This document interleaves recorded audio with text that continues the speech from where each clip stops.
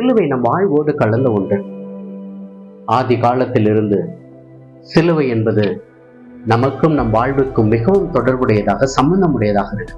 பிறப்பு முதல் இறப்பு வரை சிலுவையின் அடையாளம் இல்லாமல் நாம் வாழ்வது இல்லை. ஆண்டவர் இயேசு கிறிஸ்து நமக்காக பாடுபட்டு சிலுவை சாவை சுமந்து கொண்டு தானாக அதை ஏற்றுக்கொண்டு அதன் நிமித்தமாக மிகுந்த உயிர்ப்பையின் மகிமை அடைந்து நம் வாழ்விலே மீட்பையும் பாவ மன்னிப்பையும் பாவத்திலிருந்து விடுதலையும் கொடுக்கின்ற தேவனாக ஆண்டவர் இயேசு இருக்கிறார் என்பதை ஒருபோதும் மறந்துவிட முடியாது. அன்புக்குரிய சகோதர சகோதரிகளே, திருச்சபையில் முதலாக இந்த திருச்சிலுவை ஆராதனை, திருச்சிலுவை வழிபாடு, திருச்சிலுவைக்கென்று மகிமை எவ்வாறு தொடங்கப்பட்டது என்பதை நினைத்து பார்க்க வேண்டும். எம்பரர் கான்ஸ்டன்டைன் த கிரேட் வாழ்ந்து கொண்டிருந்த அந்த காலத்திலே அவருடைய தாயார் புனித ஹெலன், அவர் ஆண்டவர் இயேசு கிறிஸ்து சிலுவையின் மரித்த அந்த சிலுவையின் உண்மை சிலுவையை நான் கண்டறிய வேண்டும் என்று மிகப்பெரிய ஆவல் தாகம் கொண்டவளாக இருந்தார். அவர் அதற்காக பயணப்பட்டார், எருசலேமை நோக்கி பயணப்பட்டார். அந்த பயணத்திலே தான் மட்டும் செல்லவில்லை, அவரோடு இணைத்து கொண்டு அன்று எருசலேமினுடைய ஆயராக இருந்த மர்காரியுஸ் என்பவரையும் அழைத்து கொண்டு சென்றார். அப்ப அவர் சிலுவையை கண்டுபிடித்தார். 3 சிலுவைகள் இருந்தன. அந்த 3 சிலுவைகள் இது ஆண்டவர் இயேசுடைய சிலுவை எது என்று கண்டுபிடிக்க வேண்டும் என்று மிக ஆவல் கொண்டார். அப்ப அந்த கொஞ்ச நாள்ல சுகவீனம் இல்லாமல் பலவீனம் இல்லாமல் இருந்த ஒரு தாய் இறந்து அடக்கம் செய்வதற்காக எடுத்து சென்றார்கள்.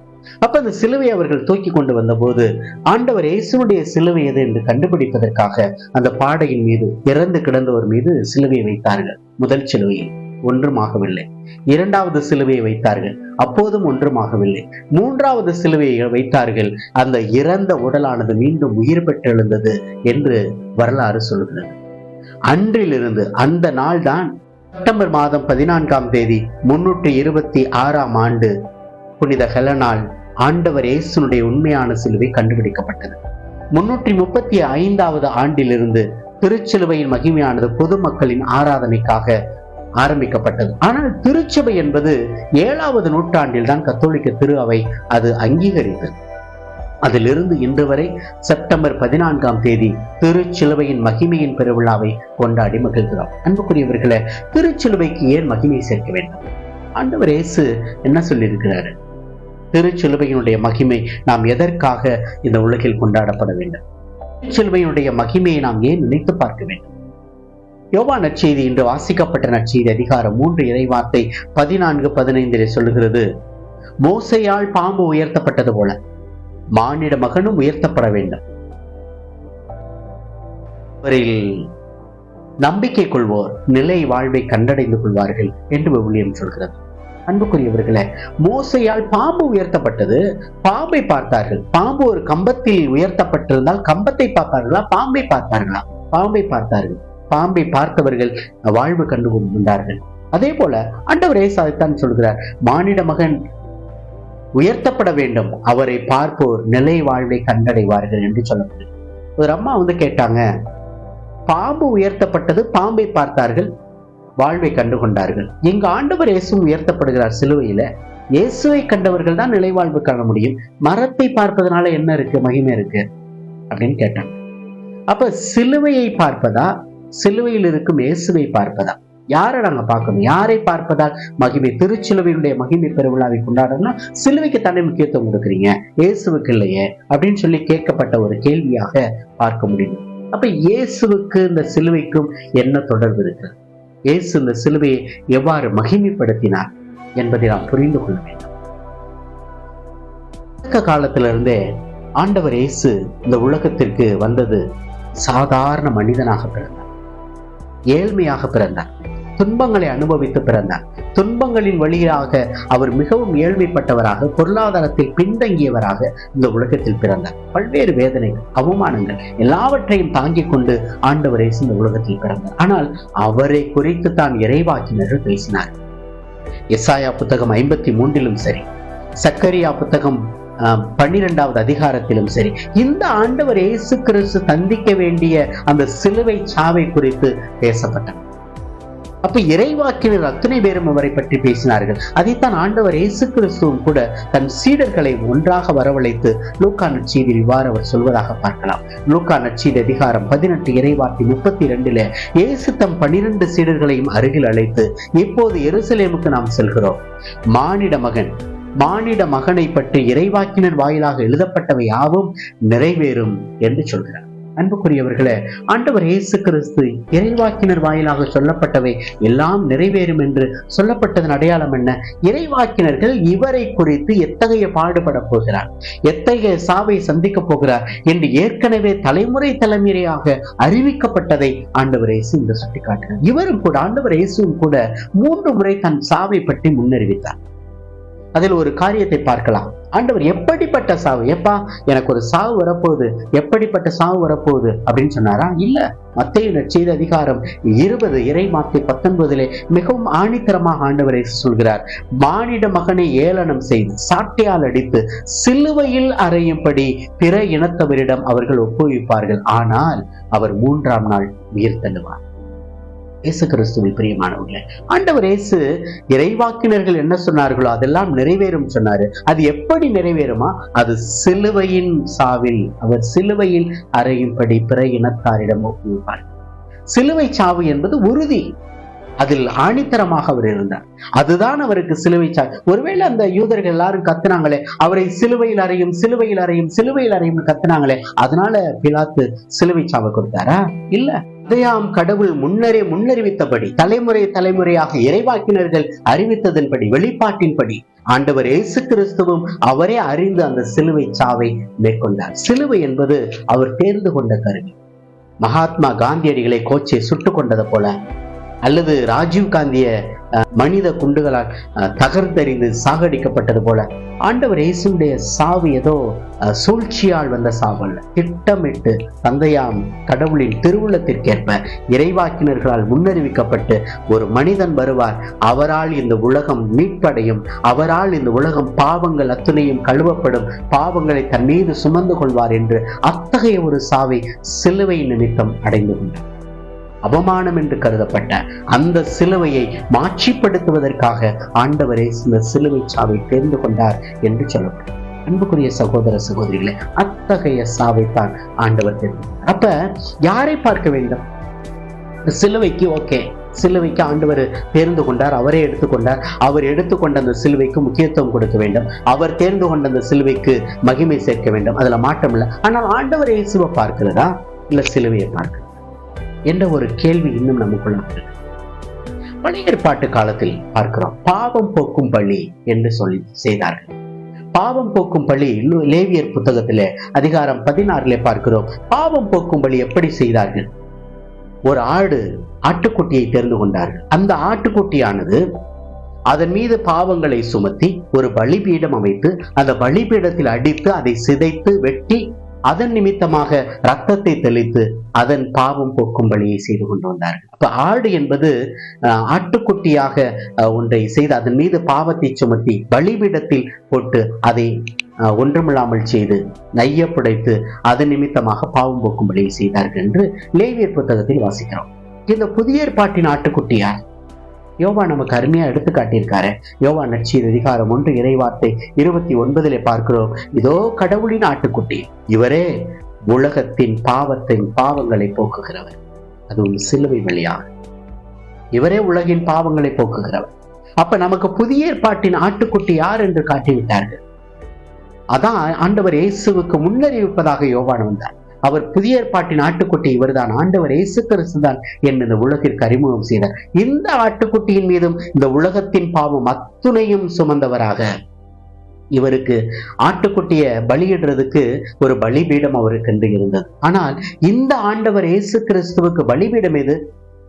இவர் தன்னை முழுமையாக அர்ப்பணிப்பதற்கு, ரத்தம் சிந்துவதற்கு, அதுதான் இந்த சிலுவையை தன் பலிபீடமாக ஏற்றுக்கொண்டார். அதன் மீது தன் பாவங்களை சுமந்து கொண்டார். அதன் நிமித்தமாக இந்த உலகிற்கு மிகப்பெரிய மாற்றத்தை கொண்டு வந்தார் அப்படின்னு சொல்லப்படுது.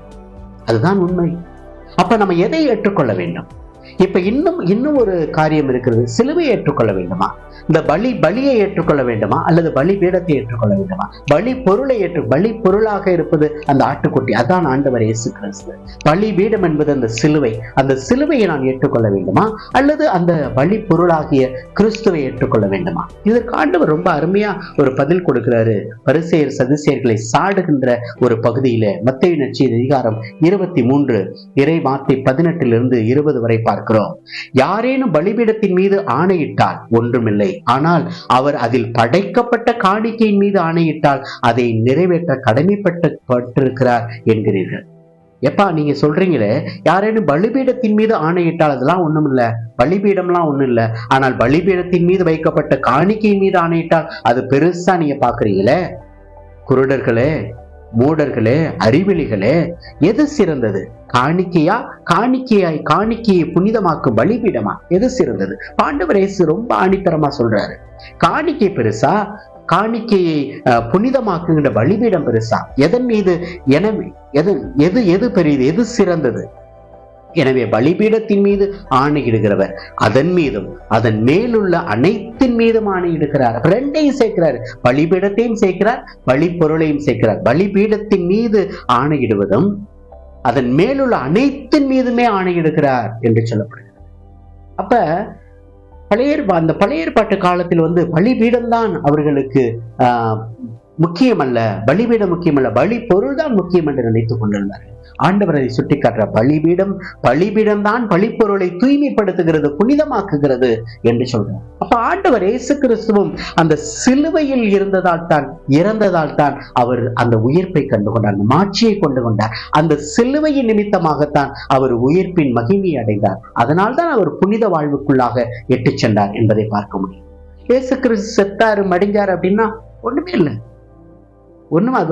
அந்த புனித தன்மை என்பது ஒன்றுமே இல்லாமல் போயிருக்கும். ஆனால் ஆண்டவர் இயேசு கிறிஸ்து இறந்தார், மீண்டும் உயிர்த்தார் என்பது அது சிலுவை சாவினால் அவருக்கு கிடைத்த மிகப்பெரிய மகிமை. அப்ப அந்த ரெண்டுமே, பலிப்பொருளும் முக்கியம், பலியான அந்த பீடமும் முக்கியம். அந்த பீடம் தான் சிலுவை. அந்த சிலுவையின் நிமித்தமாக இயேசு இல்லாமல் சிலுவை இல்லை, சிலுவை இல்லாமல் இயேசுவுக்கு உயிர்ப்பு இல்லை என்பதை நான் நம்ப வேண்டும். அன்புக்குரிய சகோதர சகோதரிகளே, இதன் நிமித்தமாகத்தான் சிலுவைக்கென்று மிகப்பெரிய மரியாதை உண்டு, மிகப்பெரிய அடையாளம் உண்டு. அதன் நிமித்தம் தான் ஆண்டவர் இயேசு கிறிஸ்து நம் பாவங்கள், குற்றம், குறைகள் எல்லாவற்றையும் மன்னிப்பவராக பார்க்க முடியும். கொலோசியர் திருமடல் அதிகாரம் 2 இறை வார்த்தை 14 பார்க்கிறோம். நமக்கு எதிரான ஒப்பந்த விதிகள் பல கொண்ட கடன் பத்திரத்தை அவர் அழித்து விட்டார், அவர் சிலுவையில் ஆணி அடித்து அறவே ஒழித்து விட்டார் என்று விவிலியம் சொல்கிறது. நம்புகிறோமா? சிலுவையில் அத்தனை பாவங்களும் அழிக்கப்பட்டன என்று நம்புகிறோமா? இதோ கடவுளின் ஆட்டுக்குட்டி, இவரே உலகின் பாவங்களை போக்குகிறவர் என்று அறிமுகப்படுத்தினாரே, அந்த ஆட்டுக்குட்டி தான் பலிபீடமாகிய சிலுவையில் தன்னையே முழுவதுமாக கையளித்து ரத்தம் சிந்தியவராக பாவம் போக்கும் பலியாக நமக்காக அத்துணை உயிரையும் கொடுத்தார். அந்த சிலுவையின் மாண்பின் பெருவிழாவைத்தான் இன்று இந்த திருச்சபை கொண்டாடுகிறது. அன்புக்குரிய சகோதர சகோதரிகளே, கொரிந்தியருக்கு எழுதிய முதல் திருமடல் அதிகாரம் 1 இறை வார்த்தை 18 சொல்கிறது, கிறிஸ்து சிலுவையை பற்றிய செய்தி அழிந்து போகிறவர்களுக்கு மடமையே, ஆனால் மீட்பு பெறும் நமக்கோ அது கடவுளின் வல்லமை என்று சொல்லப்படும். கடவுளின் வல்லமையாக சிலுவையை பார்க்க முடியும். தொட்ட இடங்களிலெல்லாம் மகிமை, சென்ற இடங்களிலெல்லாம் மகிமை. அதான் முதல்ல சொன்னமே, ஹெலன் அந்த புனிதை ஆண்டவர் இயேசு கிறிஸ்துவின் உண்மையான சிலுவை என்பதை உயிர்ப்பின் மகிமையை வைத்து கண்டுகொண்டார். எப்பொழுது அந்த சிலுவையை கொண்டு சென்றார்களோ அருகில் இறந்தவருடைய அருகில் அந்த உயிர்ப்பை கண்டுகொண்டார். நாமும் கூட வாழ்க்கையில் சிலுவையின் மகிமையை கண்டுகொள்கிறேன். உடல் பலவீனமா? சிலுவை அடையாளம் இருக்கு. சோர்வுற்று இருக்கிறீர்களா? சிலுவை அடையாளம் வரைங்க, உங்களுக்கு தெம்பு கிடைக்கும். வாழ்வில் ஏதாவது சிக்கல்கள் வருகிறதா? சிலுவை அடையாளம் வரையுங்க. புனித பெனடிக்ட் அப்படின்றத கேள்விப்பட்டிருப்பீங்க. புனித பெனடிக்ட் தன் வாழ்க்கையில எல்லாவற்றையும் திறந்துவிட்டு, மிகப்பெரிய பணக்காரர், எல்லாவற்றையும் திறந்து விட்டு வனாந்தரத்திற்கு சென்றார். எதை அடிப்படையை கொண்டார்? வெறும் சிலுவையை மட்டும் கையில் எடுத்து கொண்டு சென்றார். இன்னைக்கு பெனடிக்டின் கிராஸ் அப்படின்னா அது மிகப்பெரிய வல்லமை அப்படின்னு சொல்லிட்டு எத்தனையோ தீமைகளை, பிசாசுக்களை, சாத்தான்களை விரட்டுகின்ற அருட்தந்தையர்கள் இந்த பெனடிக்டின் கிராஸ் வச்சுக்கிட்டு தான் அதை விரட்டுவார்கள். ஏன்னா அந்த வல்லமை, ஆண்டவருடைய சிலுவையில் அந்த வல்லமை இருக்கிறது என்று நம்புகிறார். உண்மைதான். அந்த உண்மை என்பது சிலுவையில் அவ்வளவு பெரிய மகிமை இருக்கிறது என்றால் நாம் அதை நம்ப வேண்டும். பெனடிக்ட் அந்த சிலுவை எடுத்துக்கொண்டு வனாந்தரத்திற்கு சென்றார். அங்குதான் அவருக்கு மிகப்பெரிய ஞானம் கிடைத்தது. சிலுவையை பார்க்கின்ற போதெல்லாம் மிகப்பெரிய ஞானம் கிடைத்தது. எனக்கு பெனடிக்டின் ரூல் என்று சொல்லப்படுகிறது. துறவரத்தார் அனைவருக்கும் கொடுக்கப்படுகின்ற மிகப்பெரிய ரூல்ஸ் அண்ட் ரெகுலேஷன்ஸ் அது அவர் வழியாக கிடைத்தது. அன்புக்குரியவர்களே, சிலுவை உங்கள் உயிர் காக்கும், சிலுவை உங்கள் மானம் காக்கும், சிலுவை உங்கள் வாழ்வை காக்கும். எந்த மாற்றம் இல்லை. பெனடிக்ட் கூட அவரை கொல்வதற்காக விஷம் வைத்தார்கள். விஷம் வைத்து திராட்சை ரசத்தில் அவருக்கு பிடிக்க கொடுத்தார்கள். அவர் எப்பயுமே ஒரு பழக்கம் வச்சிருக்காரு, சிலுவை அடையாளமிட்டு தான் எதையும் உண்பது, எதையும் குடிப்பது என்று. அவரும் அதை கொண்டு வந்து கொடுத்த உடனே சிலுவை அடையாளம் வரைந்து அதை குடிக்கலாம் என்று நினைத்தார். சிலுவை அடையாளம் வரைந்த உடனடியாக அந்த பாத்திரமானது சுக்குநூறாக நொறுங்கி ஒடிந்து போனது, சிதைந்து போனது. அப்போ அவர் காக்கப்பட்டார். சிலுவையானது காக்கப்பட்டது. சிலுவை உயிர் காக்கின்ற கருவியாக இருந்தது. சிலுவை பாதுகாப்பாக இருந்தது. இன்னைக்கு ஏன் ஆண்டவர் எல்லா குருக்களும் தலை மீது ஆசீர்வதித்து சிலுவை அடையாளம் வரைகிறார்கள்? சிலுவையினால் நமக்கு மீட்பு உண்டு. சிலுவை நம்மை ஆசீர்வதிக்கிறது. அந்த சிலுவை நமக்கு மிகப்பெரிய கேடயமாக இருக்கிறது, கோட்டையாக இருக்கிறது என்று பார்க்கும். இயேசு கிறிஸ்துவில் பிரியமான சகோதர சகோதரிகளே, எங்கெல்லாம் சிலுவை மகிமைப்படுத்தப்படுகிறதோ அங்கெல்லாம் வாழ்வு பிறக்கிறது. புனித பிரான்சிஸ் சவேரியாரை பாருங்கள். புனித பிரான்சிஸ் சவேரியார் இந்த உலகத்திற்கு இந்தியாவிற்குள்ளாக வந்தார். இந்தியாவில் எல்லா இடங்களிலும் சுற்றினார். எதை அடிப்படையாக கொண்டு? சிலுவையை தூக்கிக் கொண்டார். இன்று இந்திய நாடானது இந்து மதமாக இருக்கிற இந்த காலகட்டத்தில், ஆனால் அன்றே புனித சவேரியார் எல்லா மக்களையும் தன்பால் ஈர்த்து கொண்டாரு, தன்பால் சேர்த்து கொண்டாரு. கிறிஸ்துவுக்காக எத்தனையோ மக்களை இழுத்து கொண்டாரு.